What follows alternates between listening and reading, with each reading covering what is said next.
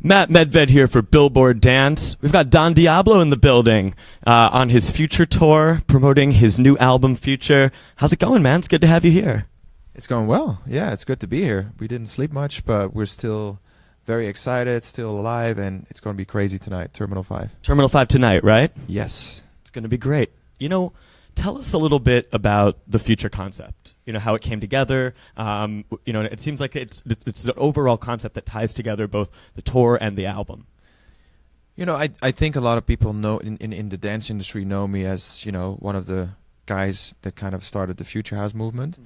But for me, this album is more, you know, it's more than just house. It's about, you know, thinking about pushing things into the future in a sort of more broader perspective. So there's future bass, there's future pop, there's future house, obviously. But other than that, there's also, you know, the lyrics are very motivating. They deal with themes based around the future, about positive messages. And so for me, Future was a very natural kind of, you know, album title. Also because I already had like the merch line I had the Future merch line. And people already sort of kind of guessed that the title was going to be Future. So it kind of self-titled itself. And I think my breakthrough sort of trilogy at the time was these 3 records called Anytime, Back in Time, and Nighttime. And those records were all sort of circling around the theme of time, because that kind of just happened after I lost someone important in my life that made me realize how, you know, how valuable time is. So after that, everything started circling around the theme of time. And this album for me is, you know, about closing one chapter and moving into the future. So there's many reasons why this album is called Future, but yeah, it's been quite a trip to get here. Sure. Let's talk also a little bit about the creative process behind the album itself and some of the collaborations that you've got on there, working with artists like Bully Songs, Arizona. Tell us about how some of those collaborations came together and sort of what your process was as a producer on the album. I mean, yeah, I mean, this is. I think it works differently on each and every song. For instance, with Arizona, that kind of went through the record label. I was paired through the label, and we met, and we just hit it off. And now, you know, I'm proud to call them my friends. With Bully Songs, you know, he was already a friend. I'd already done a song with him called What We Started, with Steve Aoki and Lush and Simon. And yeah, I'd worked with him on several songs before, Children of a Miracle, a couple of songs that were never released. So we became friends a long time ago. And I think, you know, some of the records, like Echoes and Satellites, it's just me. It's me singing, because I wanted to do a couple of records that were even more personal. And I think, you know, with me, the basic foundation is usually the music. That's kind of how it starts. And then, you know, I start looking for the right vibe vocally. And it's really about kind of, you know, I wanted to make the album personal, so it had to be, I can't be making a song about going to the club or, you know, about doing girly stuff. This had to be an album that came from within. So I know that's logical for most people watching or listening, but I think with dance music sometimes it gets a little bit, you know, a little bit less personal, I would say. So yeah, it's been amazing to kind of see. I think mid 2017, I was just said to my management, like, I know we've been working on this album for a long time, and I think I got this. I got the backbone of the album done. Let me just run through it for the next 6 months and see if I can actually finish it. And we did.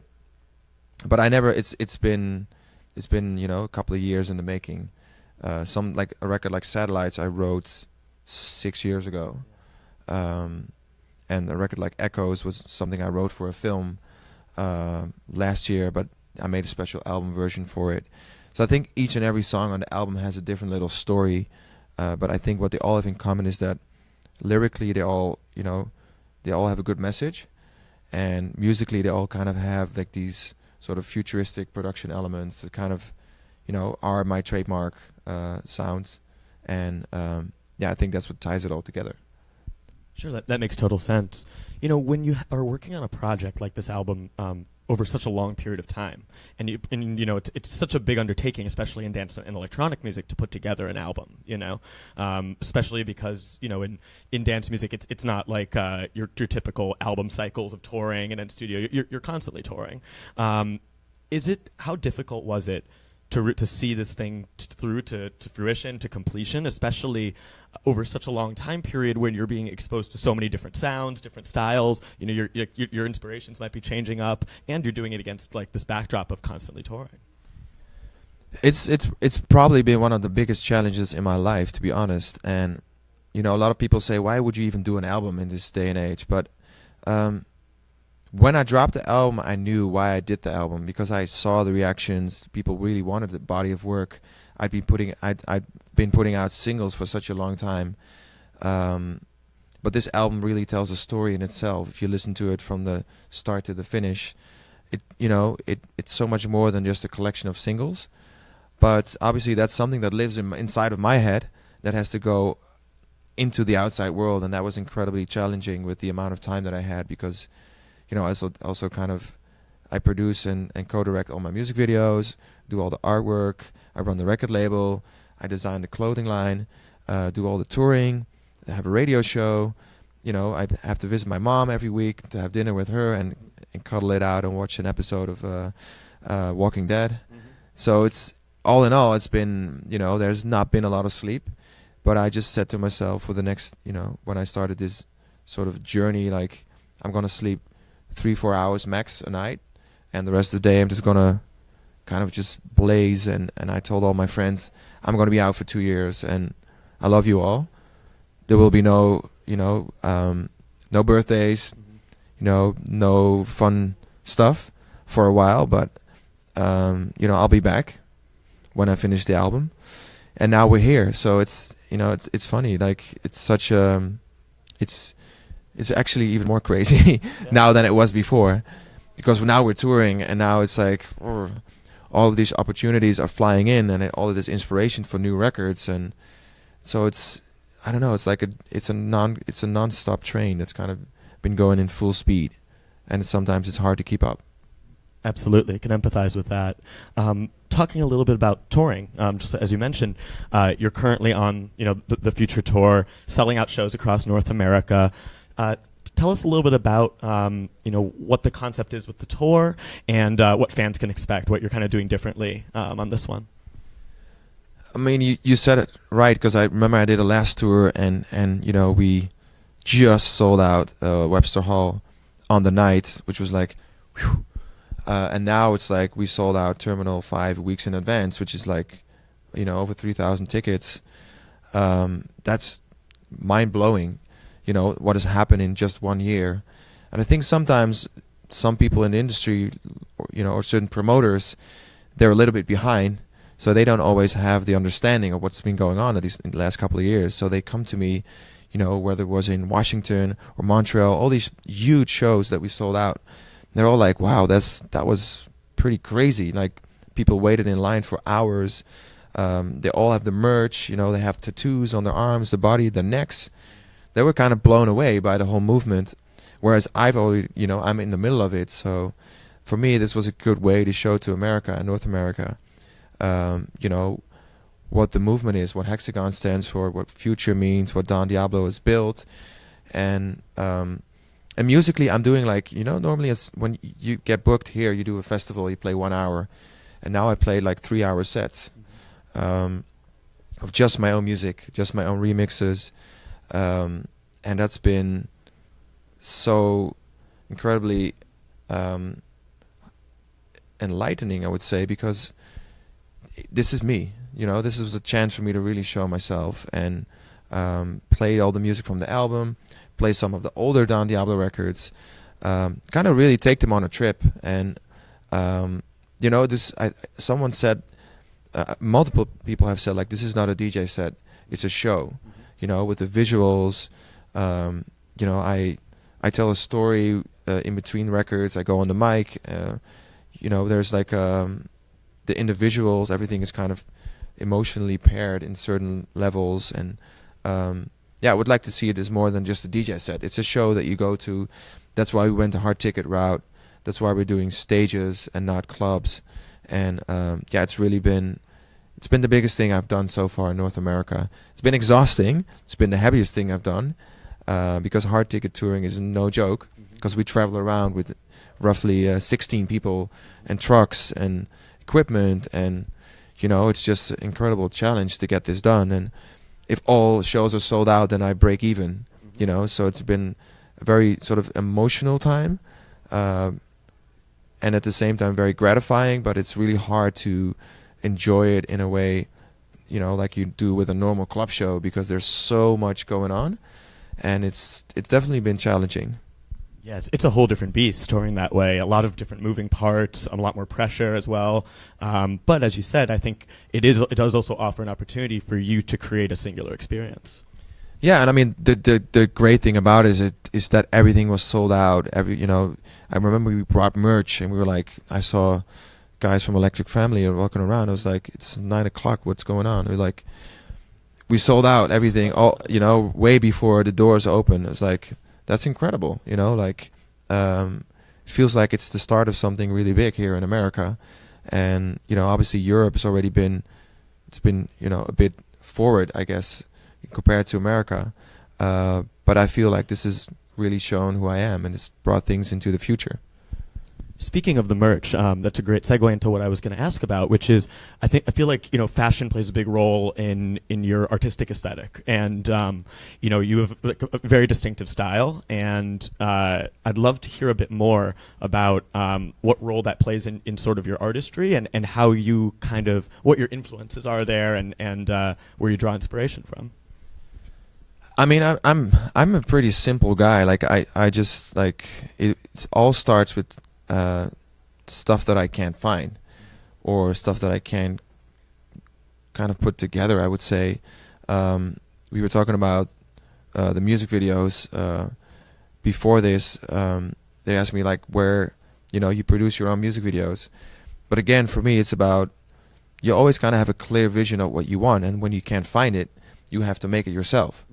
That's why I started making music, because I was making film before, and then I had a certain scene, and it was like, oh, well, I kind of hear this kind of vibe with this scene, but there was no song that kind of had that feeling. So I just bought a computer, started making music, and now we're sitting here. I'm touring as a DJ producer, but this was never my plan or my dream. I just want to be creative. So it's the same with clothing. Like for guys especially, it's hard to find cool stuff that's still affordable, has a nice fit, and kind of all falls into one certain style. And I've always been influenced by the more Asian looking fashion, Japanese fashion, but it's just incredibly expensive for a lot of kids out there. So I wanted to create something that I could wear myself, and that could be part of the movement. And it's never been about making money. We sell double-sided bomber jackets for under $100, so it's like we don't have big margins. We could sell it for a lot more because it sells out within a day. But it's really about creating something that people feel they can be a part of. That's why I want to do the clothing line, because it's so cool. Like you get pictures, I get pictures every day from kids in France and in Arkansas or in Israel, and they have pictures together where they're as a group. They wear my clothes and they go to school, and it's something that lives beyond beyond a club or a festival or even online. It's something that's real. It's cool to see people have a bar mitzvah in my jacket. There's nothing more gratifying than that. It's cool to see people doing their first big BMX race in my sweater. That's like I'm a part of life, and that's the most gratifying thing you can do as an artist. I think a lot of people are chasing hits. They want to make hit singles, and to them that's what success is. And to me, I just want to kind of do things that I feel passionate about in general. So people ask me like how come you're selling out these big venues when you don't really you haven't really ever had like a giant chart hit. But I always say like it's bigger than that. It's like we do something that people are extremely passionate about. When we did a pop-up shop in Amsterdam, around Amsterdam Dance Event. We had a 7-hour line. I said to my manager, tell him I'll be there around 1 o'clock, and then I'll show up at 2 because hopefully there will be a few people there. And when we were there, it was just mass panic. He was just calling me. He's like, "There's the police is here. There's there's like a mass of people, like a sea of people in the streets. People that flew in, especially just for the pop-up shop." And so I think it's more than just about making a single or just a record. It's really about creating something bigger than that. Makes total sense. And I wish I'd had one of those jackets for my bar mitzvah, I can tell you. I'm sure I didn't look anywhere near as cool. We can still hook that. We do a bar mitzvah in retrospect. Right. I do like a standard new bar mitzvah jacket. Sounds good. Sounds good. It's like renewing your vows, right? Oh yeah. Got to do it with the jacket, so let's get it in. Let's also talk a bit about Hexagon Yes. and your label, and and what you've got going on there, and what you've got on the horizon there, and sort of how you see that as like an outlet of your artistry. Again, it was kind of a situation where I was like, I couldn't find the records that I wanted to play out. Same as the fashion line. I was like, oh, I can't find the clothes that I want to wear. So again, I was like, I'm just going to sign these records that I think are dope. Then I'm going to play them in my sets. Because I was doing a lot of shows, and these shows were getting bigger. And I could see that playing those records in my sets would actually have promotional value. So I figured, why don't I kind of combine it all and, again, have it be, part of this movement. And that way I could also release my own records on that label. So I have total freedom on, if I finish a record and I'm passionate about it, I want to put it out, the next couple of weeks and not wait for it in a major label construction. You have to wait for it sometimes a year, 2 years. And with the label, it's been the same way in the sense that I'm an artist. So the label's never been about making money. Could I have made a lot more money with it? Yes. But, this is really about, I'm an artist, so I know what artists want and how they want to be treated. And that's kind of why I wanted to do it, because I saw a lot of talent. So I was like, I want to support that talent and also have it be a part of my shows and kind of, again, make it that a part of the whole circle. And I did not expect it would be, this big. And now, the expansion plans for 2018 are real, So far, it's just been the core of it all has been 2 guys, myself and Ricardo, shout out, who's in the office, and then obviously the extended team around it. But the core foundation of it has been us, myself doing all the creative. I'm still cutting up all of the edits for social posts, I'm still doing the moving artworks myself. That's how passionate I am, because I don't want anything to go wrong on release day. I want everything. I want the artist to be happy and to be proud, because it is exciting to put out music. And I think a lot of people, a lot of record labels, they forget about that. It's just a number. They're like, oh yeah. The planning is here. There's your IRCC code. Boom, throw out the MP3. I feel music is so special, and it hits people in so many ways. And I want to have that, experience for the artist. Make a nice piece of artwork for it. Create a nice campaign, and be there on the day of release and push it through my socials as an artist. Tell people that I am passionate about this, and that's really what Hexagon is to me. Yeah, it makes sense. It's like sometimes people can get so caught up in the logistics that you kind of forget about the magical act of releasing new music into the world, I remember when I was 15, I used to get a message like, tomorrow your CD will come in the post. You're like, oh my God, I couldn't sleep. I was just laying around staring at the ceiling. It was like Santa Claus was going to come, right? Like I used to want to catch my dad. I didn't know it was my dad at the time when Santa Claus was there. It's like that was the same thing when the postman came and the doorbell rang. It was like just running downstairs and ripping the all the paper off the package and just opening it and like, yes, I did it. And that's how I still want to feel about music, because I feel like a lot of artists, a lot of producers, they're all scrambling. They're all trying to, I don't know what they're trying to do. It's like, let's make a Spotify sounding record, or let's make a main stage banger. They're all trying to find something that latches on to something that's working right now. But I want to still be that kid, that 15-year-old boy running down the stairs that's passionate about something that I made, that I'm proud of. And later on, I will think about the consequences and think about, did it actually fit? Was this the wisest choice? Could I have done something more commercial? Yeah, probably. But that's not what it's about, because this is a bigger, you have to always fly over your life in a helicopter view and just look down like, we're building something nice out here, and not focus on that, on one particular little villa, because you can easily get distracted. I think a lot of producers and DJs are lost right now, because everything's changing quickly, as you said before. But I think it's not really about one song. It's about just doing what you want, what you believe in, and sometimes I have these talks with a lot of my colleagues and co-producers, fellow producers, on records that they're making for their projects, and they're like, I'm lost. Like, I don't know, how do you do it? For me, it's just like, I just sit down and I just zone out and just be that 15-year-old kid and just make music that I love. Makes total sense.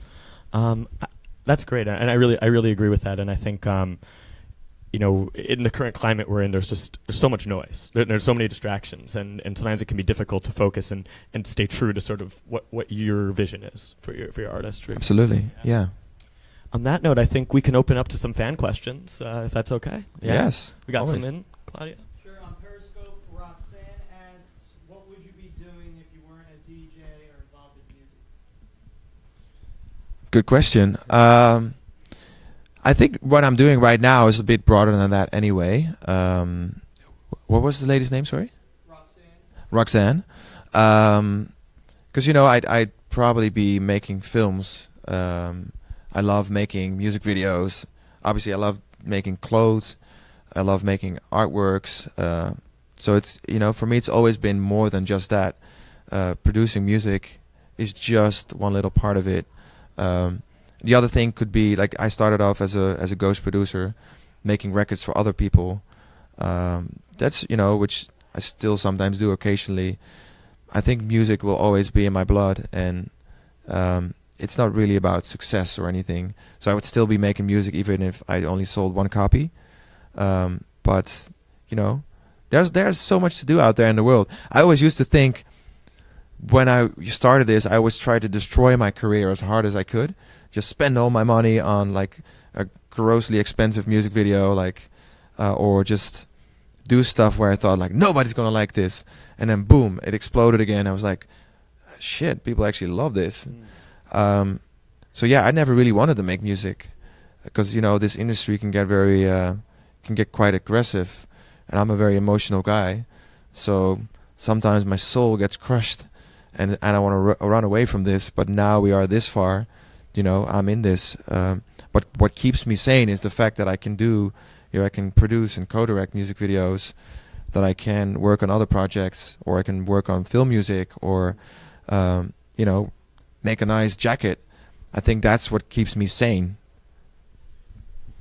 Next one on Facebook, Matish asks, what artists would you look forward to collaborating with?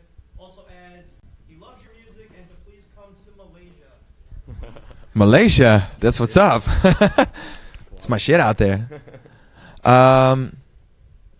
Yes. Which artist would I like to collaborate with? Good question. Like, there's, like, it's funny, but, like, there are, like, a bunch of singers from the 80s that I love that, you don't really hear much about anymore. I don't know whether it's like a Peter Gabriel or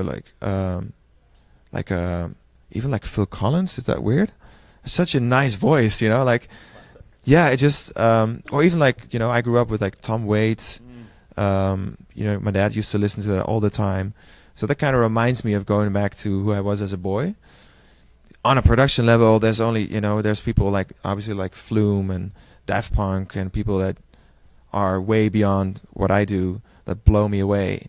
Would love to sit there and learn even more. I still learn every day. I still watch tutorials when it comes to producing, just like anyone else. I get questions from kids. So like, where do you do this? How do you do that? And how did you learn so and so? I never had a teacher So I just go online and just literally, watch the tutorial and kind of still learn every day. And it's cool to learn from other people. Other than that, I don't, I'm open to working with anyone. I think whether it's a small artist or a huge artist, I'm always open to see how other people work.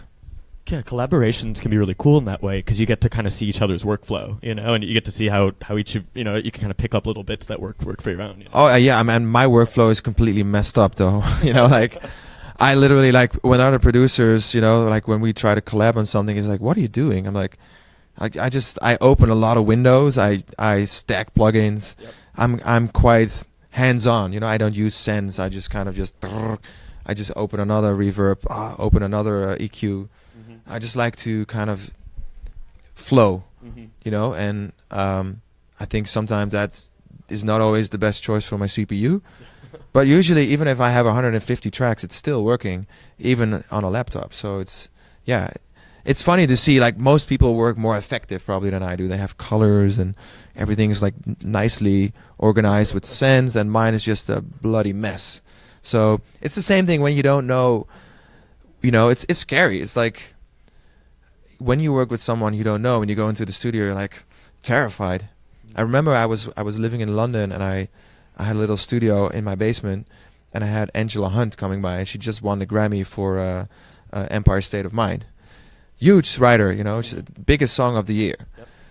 And she was like, she saw in my face that I was like, I wasn't petrified, but I was very nervous. So she's like, are you nervous? I'm like, yes. And she's like, so am I.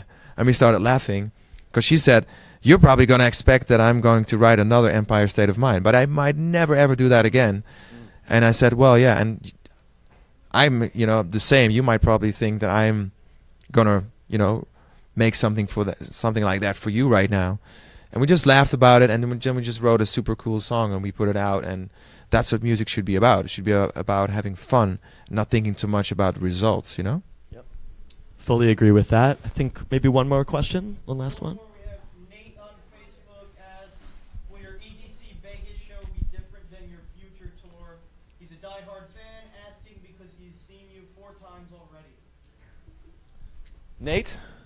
Nate, what's up?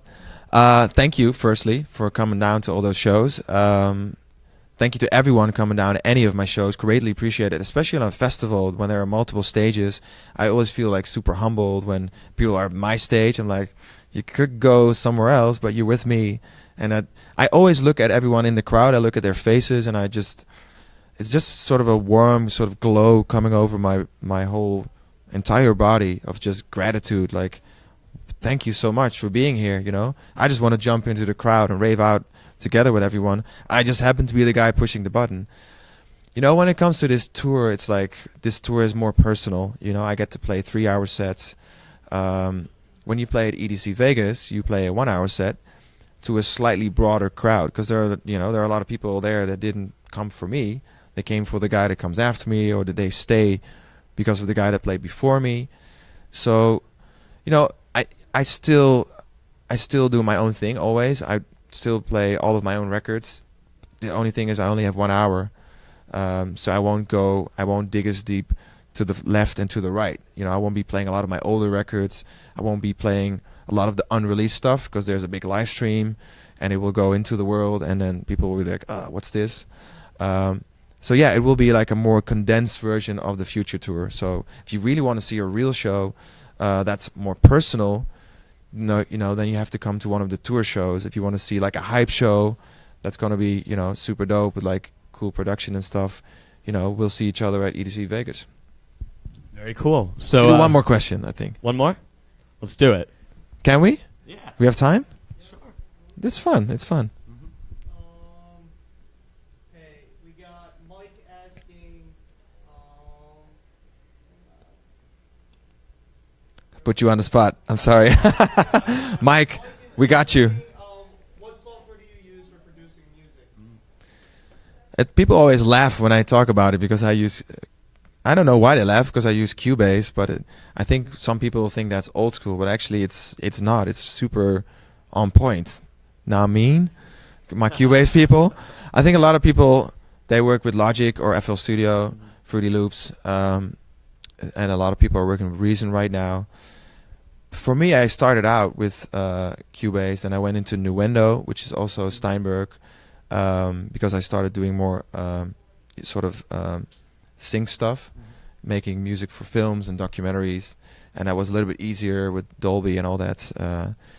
So I don't know. For me, Cubase, I started out in Fast Tracker. I mean, that's that's a program that you can put on one floppy at the time. I remember I made an album, and the record label wanted to come by, and I made the whole album on Fast Tracker on just one computer, and they thought I had a whole studio, and I was ashamed because I was working with that simple program. Now I know that it's not about the program that you use, it's about how you use it. And to be honest, like if you have a couple of really simple plugins, like the whole Fab Filter package, you can do all the EQing, all of the compressing, side chaining, anything you want with that when it comes to sound design. Then if you have just a basic sort of setup of soft synths, whether it's like a Serum, or I use Omnisphere a lot for like sort of more atmospheric pads and stuff. And you can do, like with Contact, you can do so much because it's it's a sampler. You can put anything in there that you want. So I use that a lot for like triggering samples, and I stack a lot of sounds because it's never a straightforward synth. It's always like a stack of 3 or 4 sounds, getting the right frequencies from the right sound, whether it's the low end from a some sort of square bass, and then take the top end from a cool sound like sort of LFO shapy synth that I made in Serum.